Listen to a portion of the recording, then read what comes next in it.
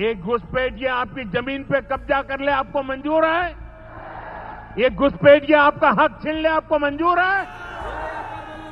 मेरा दादाजी का परिवार का जो सीनियर सिटीजन सबका कब्र है, तो मोदी बाबू को हम यही दिखाना चाहते हैं, आके खुदाई करके देख ले, लेकिन हम लोग को बांग्लादेशी करार मत करो।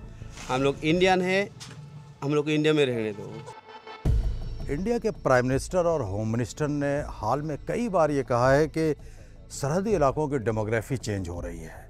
उनका कहने का मतलब ये है कि जो सरहदी इलाके हैं वहाँ पे बांग्लादेश के लीगल इमिग्रेंट्स आ रहे हैं, जिससे मुसलमानों की आबादी इन इलाकों में बढ़ रही है, जो नेशनल सिक्योरिटी के लिए एक ख़तरा है। ये बात उन्होंने ख़ास तौर से बंगाल और आसाम के बारे में कही है।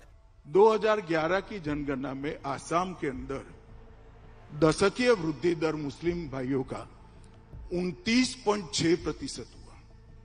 अगर घुसपैठ नहीं हुई है तो ये संभव ही नहीं है। और पश्चिम बंगाल के कई सारे जिलों में ये वृद्धि दर 40% क्रॉस कर गया।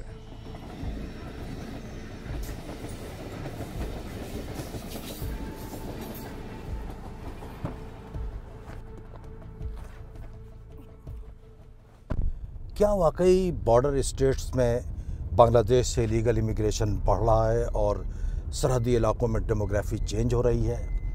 ये जानने के लिए हमने असम और बंगाल के कुछ इलाकों का सफ़र किया। बंगाल के मुर्शिदाबाद खित्ते में ये नवाबों का महल हुआ करता था। नवाबों के अहद में बिहार, उड़ीसा और ढाका से लेकर कलकत्ता तक पूरे बंगाल का इंतज़ाम यहीं से चलता था। मुर्शिदाबाद एक सरहदी खित्ता है। यहाँ से थोड़ी ही दूर पर बांग्लादेश की सरहद शुरू हो जाती है। मेरे पीछे ये बांग्लादेश यहाँ से शुरू हो जाता है। ये बॉर्डर एरिया है और ये बिल्कुल इसी बॉर्डर से मिली हुई ये पूरी बस्ती है यहाँ पर, और ये दूर दूर तक ऐसे ही बॉर्डर के आसपास आबादियाँ हैं। और ये सरहदी बस्तियाँ इन दिनों डर और खौफ की गिरफ्त में हैं। यहाँ हर किसी को अपनी शहरियत का सबूत देना होगा। यहाँ इंसानी जिंदगी कई तरह के कागजात पर टिकी हुई है। सब कुछ है हम लोगों का। हम लोग इंडियन आदमी हूँ। ये मेरा परिवार का राशन कार्ड है, ये जो सरकार ने दिया है। ये मेरा एपिक कार्ड है, इलेक्शन कार्ड है, ये सरकार का दिया हुआ सब डॉक्यूमेंट्स है। क्यों डरे हुए हैं जब आपके पास सारा कागज है? हम लोग बंगाली हैं, बांग्ला बोलने से बोलते हैं ये सब बांग्लादेशी है, भगाते हैं। अब जैसे अब SIR शुरू होने वाला है तो काफ़ी डर तो होगा कि नहीं होगा? यहाँ पर अभी तो लोग बहुत पैनिक में हैं कि जो डॉक्यूमेंट है अभी ढूंढ के देख रहा है कि मेरा जो पिता माता और उसके पिता माता का कोई नाम है कि नहीं है। ये तो अफेक्टेड एरिया है क्योंकि ये बॉर्डर के बगल में है।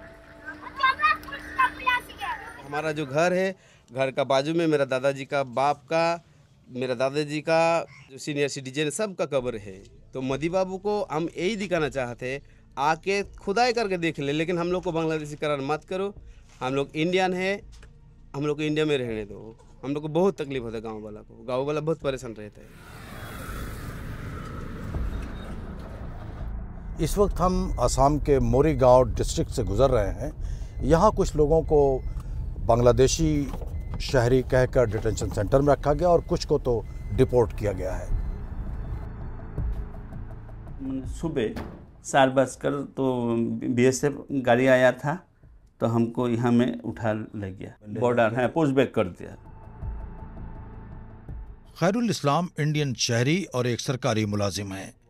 गुज़िश्ता मई में जब गैर कानूनी बांग्लादेशी तारकीन वतन के खिलाफ मुहिम शुरू हुई तो हुक्काम ने उन्हें पकड़कर एक रात बांग्लादेश की सरहद के अंदर धकेल दिया। शिकायत दर्ज होने के बाद हुक्काम उन्हें वापस ले आए। 1973 মধ্যে আমার জন্ম। আমি এখানে LP স্কুল পড়ছি, এখানে ME স্কুল পড়ছি, এখানে হাই স্কুল পড়ছি, এখানে হায়ার সেকেন্ডারি পড়ছি, এখানে কলেজ পড়ছি। তারপরে আমি LP স্কুল যে স্কুলে আমি পড়ছিলাম সেই স্কুলে আমার চাকরি দিছে। আসাম সরকারে আমার সম্পূর্ণ যা ফ্যাসিলিটি পাইতাম আমার সব বন্ধ। আমার লগে অন্যায় করছে।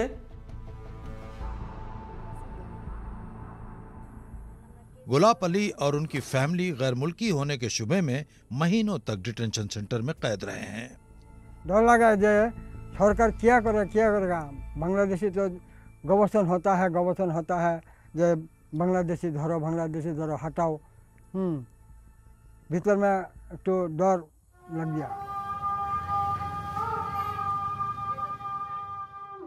बांग्लादेश की सरहद पर वाक़ रियासत आसाम में शहरियत का सवाल अशरों से बहुत पेचीदा मसला रहा है। अब मुसलमानों की आबादी को भी सलामती का मसला बताया जा रहा है। मतिउर रहमान एक मुकामी रहनुमा हैं। उनका ख्याल है कि यहाँ ना इलीगल इमिग्रेशन का कोई बड़ा मसला है और ना ही आबादियों के तनासुब में कोई बड़ी तब्दीली आ रही है। पहले जैसा था ऐसा ही है डेमोग्राफी। हिंदू और मुसलमानों का जो ग्रोथ रेट है वो कंसिस्टेंट रहा आफ्टर इंडिपेंडेंस, लेकिन वो दिन जाते जाते और हर एक कम्युनिटी का जो बर्थ रेट है कम हो जा रहा है, मुसलमानों को भी कम हो रहा है। इंडिया के सेंसस के आदाद-ओ-शुमार के मुताबिक आसाम और बंगाल में आबादी के बढ़ने की शरह 1961 से 2011 तक मुसलसल घटी है। आबादियात के माहिरीन का कहना है कि इन दोनों रियासतों में पैदाइश की शरह में भी तेजी से कमी आ रही है। लुत्फुर रहमान असम के एक फिल्म मेकर और सोशल एक्टिविस्ट हैं। वो कहते हैं कि एक तरफ डेमोग्राफिक तब्दीली का नैरेटिव चल रहा है और अब SIR यानी सभी बालिगों की वोटर लिस्ट असर-ए-नौ बनाने की बात हो रही है। इससे यहाँ के मुसलमान खौफ के एहसास से निकल नहीं पा रहे हैं। ये डर है कि NRC की तरह कुछ ऐसा ना हो जाए कि DC बोल दे डॉक्यूमेंट चेक बिना चेक किए ही कि आप बांग्लादेशी हो, तो ऐसा एक डर है। बाकी लोगों के पास डॉक्यूमेंट्स हैं प्रूफ करने के लिए कि वी आर इंडियन सिटीजन। तो फिर डेमोग्राफिक चेंज या मुसलमानों की आबादी में गैर मामूली इजाफे का सवाल क्यों पैदा हो रहा है? असम के एक एक्टिविस्ट नीलिम दत्ता कहते हैं कि ये एक सियासी एजेंडा है। ये कोई नए नैरेटिव है नहीं। आप अगर मीडिया में, मीटिंग्स में, पब्लिक डिस्कोर्स में, एकेडेमिया में हर दिन एक झूठ को भी आप 100 बार बोल ले तो लगना शुरू हो जाता है कि सच है, वो बात है। सेकंड थिंग, ये पॉलिटिकली प्रॉफिटेबल है।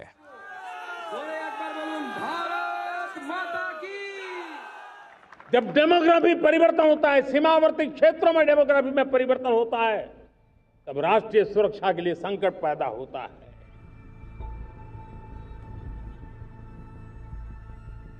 बंगाली बोलने वाले लाखों शहरी इंडिया के दूर दराज के शहरों में काम करते हैं।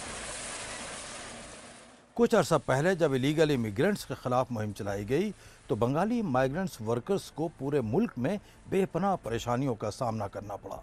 बांग्लादेशी के नाम पर कई जगह उनकी बस्तियां गिरा दी गईं, हजारों को गिरफ्तार किया गया और कुछ को तो बांग्लादेश की सरहद में ले जाकर छोड़ दिया गया। एक तरफ तो रोटी रोजी की जद्दोजहद है तो दूसरी जानिब खुद को बचाने की लड़ाई।